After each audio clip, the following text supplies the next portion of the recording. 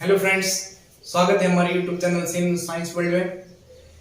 जैसा कि अब तक हम पीयूष ग्रंथि और उसके अंदर आने वाले सभी हार्मोन्स के बारे में पढ़ रहे थे, अब मस्तिष्क में पीयूष ग्रंथि के बाद पीनियल ग्रंथि के बारे में थोड़ा सा पढ़ेंगे। लेकिन कल के वीडियो में हमने एडीएच यानी कि एंटी डाई हार्मोन के बारे में पढ़ रहे थे, जिसकी कुछ लाइन्स बाकी रह गई, तो मैं उसे अभी क्लियर करा देता हूँ। ठीक है, अब एडीएच के अंदर देखो, अधिक मात्रा में चाय सेवन से या इसमें एडीएच हार्मोन की कमी से कौन सा रोग हो जाता है? डायबिटीज इंसिपिडस रोग हो जाता है। अब अगर ये डायबिटीज इंसिपिडस रोग हो जाता है तो इसके लक्षण क्या है? पॉलीयूरेनिया या पॉलीयूनेरिया, इसके दो नाम है जो इस टाइप के रोग हो जाते हैं। ये आपको इसके लक्षण दिखते हैं, बार बार मूत्र आते हैं। इसे दूसरा नाम दिया है पॉलीसूरेनिया।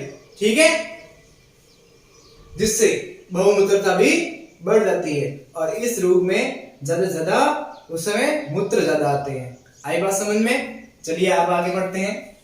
पीनियल ग्रंथि, जिसका हमें इंतजार था, पीनियल ग्रंथि। तो अभी जितने भी पीयूष ग्रंथि के जितने भी हार्मोन्स आया था, तो मैंने सबके बारे हार्मोन्स के बारे में बता दिया। लेकिन पीयूष ग्रंथि के बाद में अब किसकी बारी आई है? पीनियल ग्रंथि की बारी आई है। ठीक है, अब पीनियल ग्रंथि के बारे में बताता हूं मैं। पीनियल ग्रंथि, ये ग्रंथि डाइसेफलोन के पृष्ठ पर पाई जाती है। मैंने आपको पिछली वीडियो में डाइसेफलोन में बताया था। ठीक है, उसके पृष्ठ पर यह ग्रंथि पाई जाती है। अब देखिए, मस्तिष्क की रेती भी कहा जाता है। मस्तिष्क की रेती कि आपको पता ही है, मस्तिष्क की रेती क्यों कहा जाता है? किसी की रेती अपन क्यों कहते हैं? क्योंकि वो उसके अंदर कार्य को सुचारू रूप से अधिक सहायता करती है, इसीलिए पीनियल ग्रंथि को भी मस्तिष्क की रेती कहा गया है। चलिए और एक बात बताता हूँ। पीनियल ग्रंथि बाल्यावस्था के दौरान बहुत ज्यादा सक्रिय होती है, लेकिन धीरे धीरे उम्र बढ़ने पर 7 साल की उम्र हो जाती है, तब यह ग्रंथि क्या कर देती है? अपना नष्ट होना शुरू हो जाती है। ठीक है, चलिए ये तो हो गई पीनियल ग्रंथि के बारे में। थोड़ी थोड़ी पीनियल ग्रंथि के बारे में और जानकारी प्राप्त करेंगे, तब तक ये लिखिए। हाँ तो फ्रेंड्स, थोड़ा आगे बढ़ते हैं। 14 साल की उम्र में पीनियल ग्रंथि CaCO3 तथा CaPF4 के आयनों के रूप में ये बिखर जाती है। जैसा ही मैंने आपको बताया था कि पीनियल ग्रंथि है वो 7 साल की उम्र होने पर वो धीरे धीरे नष्ट होना शुरू हो जाती है, और 14 वर्ष की उम्र में CaCO3 CaPF4 के आयनों के रूप में ये बिखर जाती है। दूसरी बात, इसे जैविक घड़ी कहा जाता है। जैविक घड़ी क्यों कहा जाता है? क्योंकि जैविक क्रिया का नियमन भी करती है। अब कुछ लड़कों को बताएंगे कि सर जैविक क्रिया क्या होती है, तो उसके बारे में मैंने लिखवा दिया है। जैविक क्रिया क्या होती है? जैविक क्रिया वे क्रिया होती है जो निश्चित समय के बाद दोहराई जाती है, जैसे उठना, बैठना, सोना, इस टाइप की क्रियाएं। ये सब क्या क्रिया कहलाती है? जैविक क्रियाएं। ठीक है, चाहिए। और इसे तीसरी आंख भी कहा जाता है। देखो, कभी कभी कोई जोश में आ जाता है और कहता है मैं अपनी तीसरी आंख खोल दूंगा। इसका मतलब क्या हुआ? वो अपने आप को, खुद को ज्यादा एक्टिव कर लेगा। ज्यादा एक्टिव करने का मतलब उसके अंदर पीनियल ग्रंथि ज्यादा काम करेगी, और पीनियल ग्रंथि ज्यादा काम करेगी तो वो समय पर सारी चीजें एकदम परफेक्ट करेगा। इसीलिए आई बात समझ में? चलिए, ये तो हो गई तीसरी आंख की बात। अब थोड़ा सा आगे बढ़ते हैं। इसमें 2 प्रकार के हार्मोन पाए जाते हैं, एक सेरोटोनिन, दूसरा मेलेटोनिन। कल मैंने आपको मेलेनोसाइट बताया था, उससे ही संबंधित है ये मेलेटोनिन। ठीक है, तो थोड़ा सा अब सेरोटोनिन के बारे में पढ़ते हैं। सेरोटोनिन क्या होता है? सेरोटोनिन हार्मोन, जिससे इसका काम क्या होता है? नींद तथा मूड का निर्धारण करना। नींद तथा मूड का निर्धारण करना किसका काम है? सेरोटोनिन का। और मेलेटोनिन का क्या काम है? मेलेटोनिन जैविक क्रियाओं का नियमन करता है। शरीर के अंदर जैविक क्रिया जितनी भी होती है उसका काम कौन करता है? मेलेटोनिन। और मेलेटोनिन और मेलेनोसाइट्स दोनों थोड़ा संबंधित है। थोड़ा सा आगे बढ़ते हैं, तब तक ये लिखें।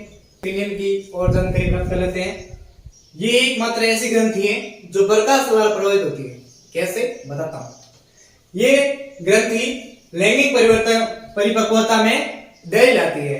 अच्छा, देरी क्यों लाती है? देखिए बताऊं। अब ये प्रकाश द्वारा प्रभावित कैसे होती है, इसके बारे में बताता हूं। जन्म से अंधे बच्चों में लैंगिक परिवर्तन जल्दी आती है। कौन से बच्चे? अंधे बच्चे। ठीक है, जो जन्म से ही अंधे हैं उनके अंदर ये लैंगिक परिपक्वता जल्दी आती है। जो प्रकाश के प्रति प्रेरणा नहीं रखती हैं, इसी कारण ये प्रकाश द्वारा प्रभावित ज्यादा होती हैं। और बताता हूं कि ये चूहों में प्रजनन तंत्र का नियमन भी करती हैं। अपन के अंदर नियमन नहीं करती है प्रजनन तंत्र में, लेकिन चूहों के अंदर प्रजनन तंत्र में पीनियस ग्रंथि ज्यादा काम करती है। ठीक है, पीनियल ग्रंथि के हार्मोन होते हैं, पीनियल ग्रंथि का खुद का हार्मोन है, उसकी कमी से कौन सा रोग हो जाता है? इंसोमिया, जिससे अनिद्रा हो सकती है। मतलब उस व्यक्ति को उस इंसोमिया रोग हो जाता है। इंसोमिया रोग होने से उस व्यक्ति को नींद आनी ज्यादा हो जाती है, अनिद्रा, कभी भी नींद नहीं आती है। समझ में आई बात? चलिए, और दूसरा, इसकी अधिकता हो जाती है तो क्या होता है? जैविक क्रिया की अनियमित हो जाती है। जैविक क्रिया अनियमित हो जाती है मतलब उसके अंदर उठने बैठने की, सोने की और इस प्रकार की क्रियाएं अनियमित, असमय पर सोना, किसी भी फिक्स टाइम पे नहीं सोता है, किसी भी फिक्स टाइम पे नहीं उठता है, किसी भी फिक्स टाइम में जाना, सभी जो भी जैविक क्रियाएं होती हैं वो सब क्रियाएं अनियमित होती है, कोई भी समय पर क्रियाएं नहीं होती है। किसकी कारण से?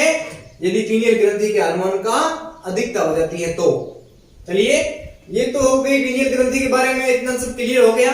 अब थोड़ी सी तीसरी ग्रंथि है जिसका नाम है थायराइड ग्रंथि, जिसका दूसरा नाम है ऑटो ग्रंथि। आप कभी कंफ्यूजन मत होना, एग्जाम के अंदर आ जाए कि सर थायराइड ग्रंथि और ऑटो ग्रंथि में क्या अंतर है? नहीं, दोनों ही सेम है।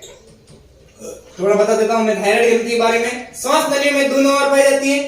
श्वास नली मैंने आपको बताई थी, उस श्वास नली के दोनों ओर, यानी कि एक लेफ्ट साइड में, दूसरी राइट साइड में। अब इसका आकार किस टाइप में होता है? एच आकार। वो अंग्रेजी वर्णमाला के एच आकार का होता है, इसीलिए वो श्वास नली के एक लेफ्ट साइड में, दूसरी राइट साइड में होता है। इसका आकार तितली की जैसा होता है। तितली का आकार तो आपने सबने देखा ही होगा। ठीक है, कैसे बताता हूं मैं आपको। जैसे ये तितली है तो इस टाइप में होती है, इस टाइप में। तो ये भी क्या होती है? थायराइड ग्रंथि इस टाइप में एच आकार की होती है। देखिए एच बन रहा है कि नहीं बन रहा है? ऐसे अंग्रेजी वर्णमाला का ऐसे। आई बात समझ में? और इसका भार कितना होता है? 25 से 30 ग्राम, मामूली सा। ठीक है, अब इसके बारे में थोड़ा पढ़ते हैं। आपने कुछ इसके अंदर थायराइड ग्रंथि के अंदर रोग भी पढ़े होंगे, और भी थोड़ी थायराइड ग्रंथि के बारे में जानकारी देता हूं। थायराइड ग्रंथि का आकार पुरुषों की थायराइड से अधिक बड़ा होता है, इसीलिए महिलाओं की आवाज बहुत ही पतली और महीन होती है। यही कारण है, ठीक है, थायराइड ग्रंथि का। दूसरी बात, मानव शरीर की सबसे बड़ी अंतःस्रावी ग्रंथि है, यानी कि ये अपना स्त्राव कहां करती है? अंदर की तरफ। आई बात समझ में? चलिए अगले थोड़ा पढ़ते हैं। थायराइड ग्रंथि के अंदर दो प्रकार के हार्मोन पाया जाता है। एक पाया जाता है थायरॉक्सिन, दूसरा होता है कैल्शिटोनिन। कैल्शिटोनिन हार्मोन क्या होता है और थायरॉक्सिन हार्मोन क्या होता है, इसके बारे में जानकारी प्राप्त करेंगे। सबसे पहले बता देता हूं मैं थायरॉक्सिन हार्मोन के बारे में। थायरॉक्सिन हार्मोन होता है, यह हार्मोन दो टाइप के हार्मोन से होता है। कौन कौन से? एक होता है T3, एक होता है T4। T3 मतलब टेट्रा आयोडोथायोरेनिन, और दूसरा होता है T3 का मतलब होता है ट्राई आयोडोथायोरेनिन, और T4 का मतलब होता है टेट्रा आयोडोथायोरेनिन। ठीक है, चलिए ये तो हो गई थायरॉक्सिन के बारे में। अब हम थोड़ा सा इसके अंदर थायराइड ग्रंथि के अंदर बताऊंगा, जिसमें आपको घेंगा रोग, गलगंड रोग, इसके बारे में जानकारी दूंगा। ठीक है, और यह रोग किस कारण होता है, क्या कमी के कारण होता है, इसके बारे में जानकारी दूंगा। तब तक इस वीडियो के अंदर सभी जानकारी प्राप्त कर ली की हुई लिख दीजिए। अब तक पीनियल ग्रंथि और पीयूष ग्रंथि के बारे में जानकारी प्राप्त कर लिए, और अब थायरॉक्सिन हार्मोन के बारे में, थायराइड ग्रंथि के बारे में बता रहे हैं। ठीक है, ज्यादा से ज्यादा शेयर कीजिए और सबको बोलिए सब्सक्राइब करें। हमारे जनरल सामान्य के बाद में इसके बारे में, साइंस के बारे में संबंधित सारी जानकारी दे दी जाएगी। ठीक है, तब तक घर में रहिए, सुरक्षित रहिए। जय हिंद, जय भारत।